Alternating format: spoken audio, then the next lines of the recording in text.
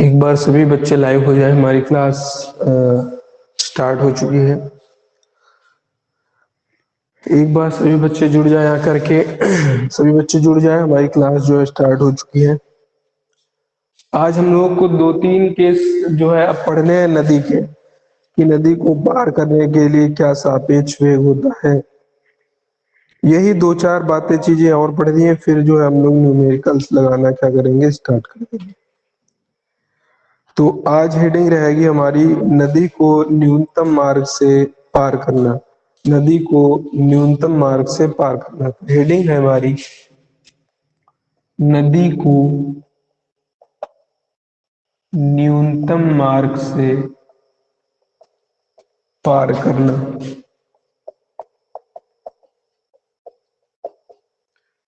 अब इसको समझ लीजिए अच्छे से। बताया था कल, मान लिया था कि माना नदी का वेग था v r और आदमी या नाव का वेग मान लिया था vm, और परिणाम जो इनका रिजल्टेंट था, परिणामी था, वो v मान लिया था। समझते हैं कि ये हमारा जो है नदी जा रही है इस तरीके से। ये नदी में जल बह रहा है, पानी बह रहा है आगे।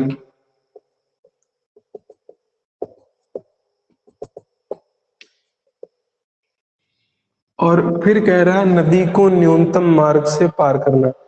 तो न्यूनतम सबसे कम मार्ग रास्ता कौन सा होगा? यही वाला होगा भाई, परपेंडिकुलर वाला। ये मान लिया हमने बिंदु ओ है, जो बिंदु ओ है, और बिंदु ओ पर ही कौन खड़ा हुआ है? आदमी खड़ा हुआ है, तैराक खड़ा हुआ है, जिसको जो है नदी को पार करना है। तो बिंदु ओ मान लिया ये, और इसको मान लिया बिंदु।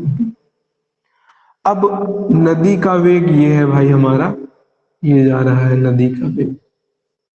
अब जो तैराक की चाल हो वो किस दिशा में चले, या परपेंडिकुलर सीधे सीधे तैरे, या इस दिशा में तैरे, या इस दिशा में तैरे। अब समझिएगा, यहीं पर खेल है सबसे ज्यादा। अगर कोई भी व्यक्ति यहाँ पर, अगर कोई व्यक्ति खड़ा है बिंदु ऊपर, अगर वो सीधे सीधे तैरेगा तो नदी का जो वेग है उसको बहा करके इस तरीके से ले जाएगा। तो दूरी यहां से इस तरीके से आगे बढ़ेगी, यानी विकर्ण बन जाएगा। तो ये रास्ता न्यूनतम नहीं होगा। या अगर आप इसी दिशा में तैरेंगे तो नदी और आगे बहा कर ले जाएगी, तो हमारा जो दूरी होगी वो और ज्यादा तय करनी पड़ेगी कहीं। लेकिन तीसरा केस ऐसा है कि अगर बिंदु ओ से जो तैरने वाला व्यक्ति हो, अगर वो इस दिशा में तैरे, इस दिशा में तैरेगा, तो मान लीजिए कि जो हमारा आदमी का वेग होगा वो इस तरीके से होगा थीटा कोण पर, और जो नदी का वेग होगा वो इस तरीके से है वी आर। ये भाई नदी का वेग दिखा रहा है, ये वी आर है नदी का वेग। अब जब वी आर और वी एम ये हो गए हमारे दो वेक्टर लग गए हैं, तो दो वेक्टर का रिजल्टेंट इनके कहीं ना कहीं बीच से जाएगा, या मान लीजिए इनके बीच से कहीं ना कहीं जाएगा। ये हो जाएगा हमारा रिजल्टेंट। तो मजबूरी में हमें वी आर यानी जो हमारा नदी का वेग है इसको तो हम बदल नहीं सकते, ये तो फिक्स है, ये इसी दिशा में बहेगी। केवल और केवल मनुष्य की चाल, तैराक की चाल को ही हम बदल सकते हैं। तो तैराक की चाल चाहो तो आप ऐसे रखो, चाहो तो ऐसे रखो, चाहे तो ऐसे रखो। अगर देखिए वी आर तो हमारा फिक्स रहेगा क्योंकि ये बदलेगा नहीं। अगर आपने आदमी की चाल इस तरीके से रखी, यानी यहां से इस तरीके से रखी, तो इसका रिजल्टेंट ये आएगा, यहां से कहीं पर जाएगा हमारा जो रिजल्टेंट वेग है। तो ये दूरी हमें और ज्यादा तय करनी पड़ जाएगी। अगर सीधे तैरेगा, मान लीजिए ये वी आर तो फिक्स है, ये वी एम हो गया, तो इसकी चाल ये हो जाएगी, यानी ये दूरी विकर्ण बन जाएगा। विकर्ण भी बड़ी है, हमें मार्ग लेना है न्यूनतम। तो कंडीशन कौन सी सही रहेगी? यही सही रहेगी जहां पर ये क्या है, v जो है हमारा न्यूनतम जा रहा है। बाकी ये दोनों कंडीशन हमारी किसी भी तरीके से काम नहीं करेगी। एक बार फिर से समझ लीजिए क्या करना है भाई हम लोगों को, एक बार अच्छे से समझ लीजिए, बहुत ही अच्छे से, क्योंकि ये कंडीशन दिमाग में बैठती नहीं जल्दी से। देखिए 3 कंडीशन है, 3 तरीका है नदी को पार करने का, लेकिन हमें ऐसा रास्ता चुनना है जो सबसे कम दूरी तय करे, सबसे कम दूरी से हम लोग पार कर जाए। अगर वी आर तो हमारा फिक्स है, नदी का वेग जो है आगे की ओर ही रहेगा, तो 3 तरीके हैं हमें अपने आदमी के चाल के। या तो इस दिशा में तैरे आदमी, या सीधे तैरे या इस दिशा में तैरे। तो वी आर फिक्स है, हम लोग एक एक करके सारी कंडीशन देख ले रहे हैं। वी आर हमारा फिक्स है नदी की चाल। अगर हम लोग ये वाली ले लें एम थीटा कोण पर, ये मान लीजिए कि ओ बी हो गया, ये वी एम हो गया हमारा, तो यहां पर कहीं जाएगा वी रिजल्टेंट, तो ये दूरी भी क्या हो जाएगी ज्यादा, इसलिए हम इसको नहीं ले सकते हैं। दूसरा कंडीशन ये बनना है कि वी आर फिक्स है, ओ ये है हमारा, बी ए है हमारा। अगर आप जो है इसी ओबी की चाल में ही ले जाते हैं वी एम को, तो इन दोनों का कोण जाएगा ये, यानी जो वी आएगा वो ये भी एक विकर्ण आएगा, ये दूरी भी ज्यादा हो जाएगी। तीसरी कंडीशन बन रही है ये कि वी आर तो हमारा फिक्स है, ओ बी भी ये हमारा है। अब तीसरी कंडीशन बन रही है कि कोण अगर वी एम को हम इसके विपरीत ले जाए, अगर कोण ये बनेगा थीटा, तो इन दोनों का रिजल्टेंट कहीं बीच से जाएगा, यानी ये रिजल्ट होगा, और यही दूरी सबसे कम है। तो हमें नदी के बहाव के विपरीत दिशा में ओबी से थीटा कोण पर तैराना होगा किसी को। अगर आपको नदी पार करना है कम से कम दूरी में, तो कहां पर आप तैरेंगे, नदी के विपरीत बहाव में परपेंडिकुलर से किसी थीटा कोण पर तैरेंगे, तो आपको सबसे कम दूरी तय करनी पड़ेगी। तो ये कंडीशन सबसे बेस्ट रहेगी। तो क्या लिखेंगे, न्यूनतम दूरी के लिए हम तैराक को ओबी से थीटा कोण पर नदी के बहाव के विपरीत जो है तैराएंगे। तो लिखेंगे नदी को न्यूनतम मार्ग से पार करने के लिए तैराक को ओबी से थीटा कोण पर नदी के बहाव के विपरीत दिशा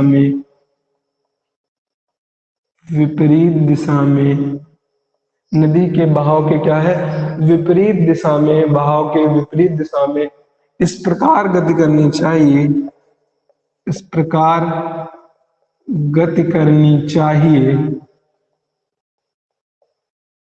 इस प्रकार गति करनी चाहिए कि तैराक और नदी का वेग, कि जो तैराक है हमारा, तैराक वी एम लिख लें, तथा नदी वी आर का परिणामी ओबी के अनुदिश हो, ओबी की दिशा में हो, अनुदिश का मतलब अनुदिश हो। तो हमें भाई तैराक को कहाँ किस दिशा में तैराना होगा, थीटा कोण पर इस दिशा में ऐसे तैराना। तो ये हो जाएगी हमारी वी एम, ये हो गया हमारा वी आर, ये कोण हमने मान लिया थीटा, तो इस दिशा में हमको तैराना होगा। ये हो गई हमारी नदी की चाल। तो ये जो हो जाएगा हमारा वी एम, ये हमारी हो गई क्या, वी आर हो जाएगी। तो जो ये अनुदिश ले जाएंगे ओबी के, ये क्या हो जाएगी, परिणामी। अब क्या करना है, हमें v को निकालना है, क्योंकि परिणामी चाल हमारी क्या है, v है। तो लिखेंगे परिणामी वेग,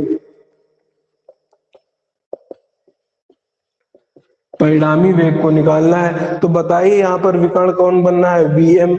एक ये पर इसके थीटा के सामने वाला होता है हमारा परपेंडिकुलर, यानी हमारा लंब होता है vr, और ये बनना है आधार v, त्रिभुज बनना है। तो क्या लगाएंगे परिणामी के लिए, vm स्क्वायर बराबर वी आर स्क्वायर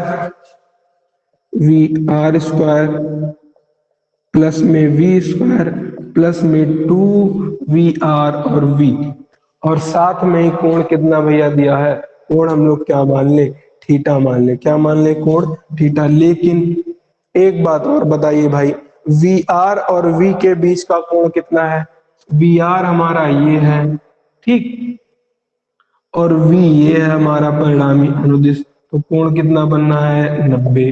तो लिखेंगे cos 90। समझ पाए भाई ये कोण कहां से निकाल लिया हमने, v, क्योंकि cos थीटा हमें रखना होता है r और a और b के बीच का कोण।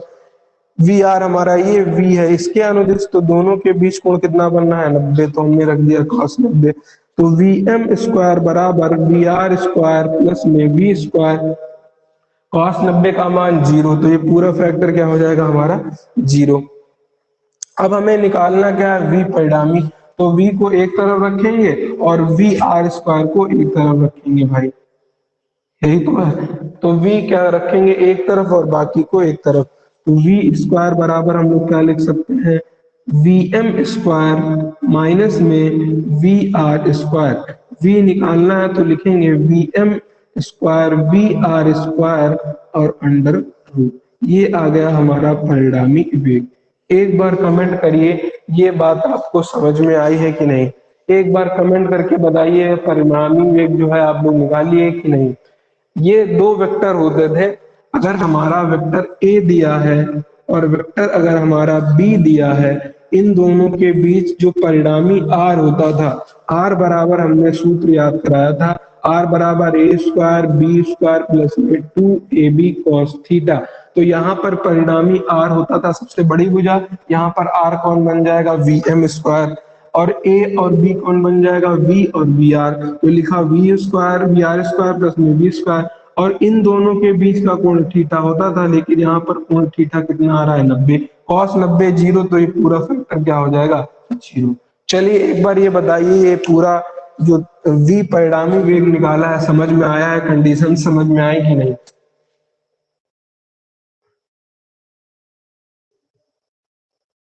कॉपी पे फिगर बनाओगे नहीं तो कैसे समझ में आएगा बताइए। अब आप क्या क्लास 2 3 में पढ़ रहे हैं कि हर एक चीज बताना पड़ेगा, अगर ये फिगर नहीं बनाओगे तो बताओ ये कैसे सब जान पाओगे, ये क्या याद करोगे, क्या इसको याद करने वाला है क्या ये। अगर आपको कुछ कोई भी चीज निकालना है तो फिगर की मदद लेनी पड़ेगी, तो फिगर को तो बनाना ही पड़ेगा, फिगर नहीं बनाओगे कैसे कर पाओगे, कैसे जान पाओगे कौन है वो भी, कौन है भी, कहाँ पर नदी की चाल है, कैसे जान पाओगे भाई। इसको उतारो जल्दी से। अगर हमें वी पता हो गया है तो हम बताइए और क्या निकाल सकते हैं। अब हम लोग समय निकाल सकते हैं, अगर न्यूनतम मार्ग में जाने के लिए कितना समय लगेगा, तो समय बराबर दूरी बटे चाल, चाल हमको पता है, दूरी हमको पता है, दूरी कितनी है ओ भी है, तो रख देंगे भाई दूरी और चाल सब पता हो जाएगा हमें। ये मान लीजिए नदी की चौड़ाई है एस,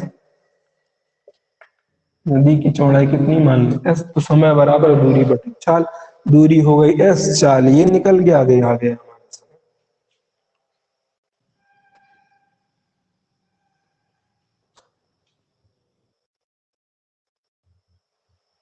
इसको उतारिए एक बार।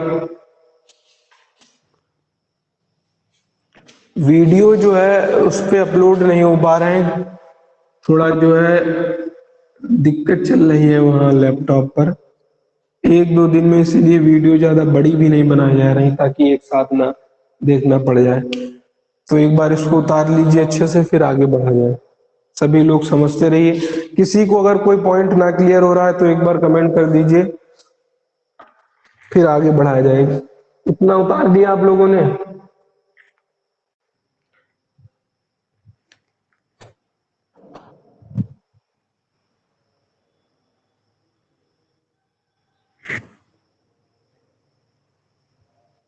इसको मान लेते हैं ए, ये ए मान लीजिए आसानी रहे, ओ ए बी सब हो गया।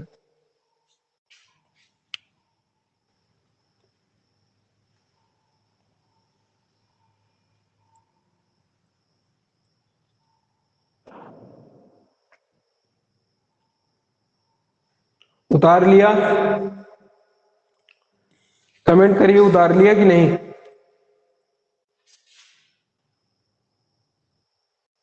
चलिए आगे देखते हैं, 1 2 इसमें और, अब ये थीटा निकाल लें तैरने की दिशा और समय निकाल लें, 2 चीज और निकाल लें इसमें काम खत्म, चाल हमारी आ ही गई है।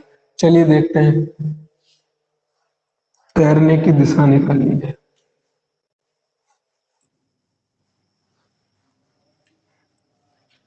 तो तैरने की दिशा निकाल लें, तैरने की दिशा यानी थीटा निकालवा रहा है, तो साइन थीटा लगा दीजिए, साइन थीटा बराबर थीटा के सामने लंब ये है, लंब क्या है ए बी, और लंब बटा कर्ण होता है, कर्ण क्या है हमारा ओ ए, तो क्या हो जाएगा, वी आर अपान में वी एम साइन थीटा, ये आ गया हमारा साइन थीटा।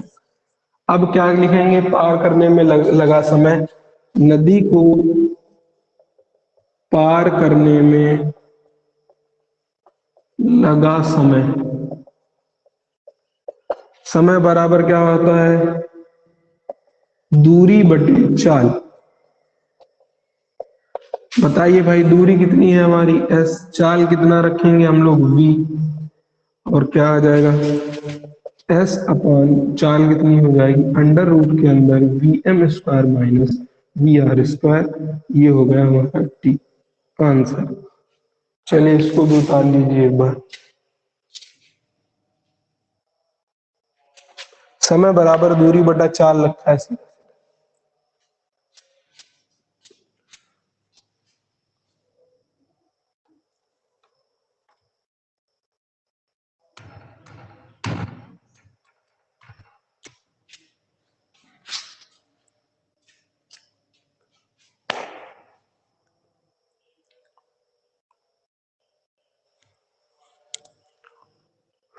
इसको उतार लीजिए ये वाला। अब इसी के नीचे तैरने की दिशा, दो चीजें और इसमें निकालना है, तैरने की दिशा और समय।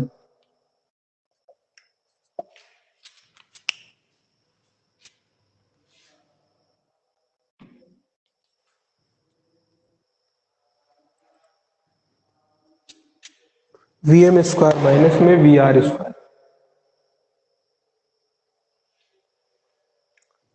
क्या उतार लिया है क्या, एक बार कमेंट कर दीजिए अगर उतार लिया हो, स्क्रीनशॉट ले लिया हो तो बताइए।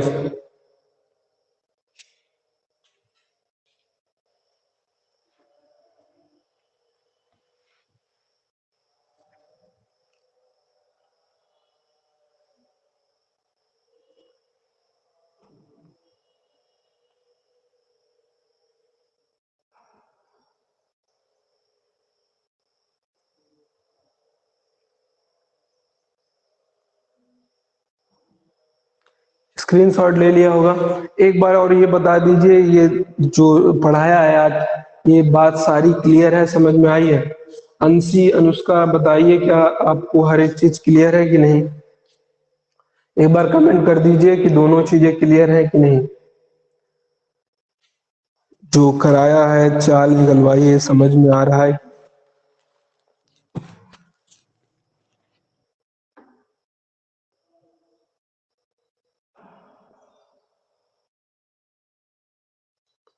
चलिए ठीक, फिलहाल आज के लिए हम लोग इतना ही रखेंगे। स्क्रीनशॉट ले लीजिए, फिर मिलेंगे अगले वीडियो।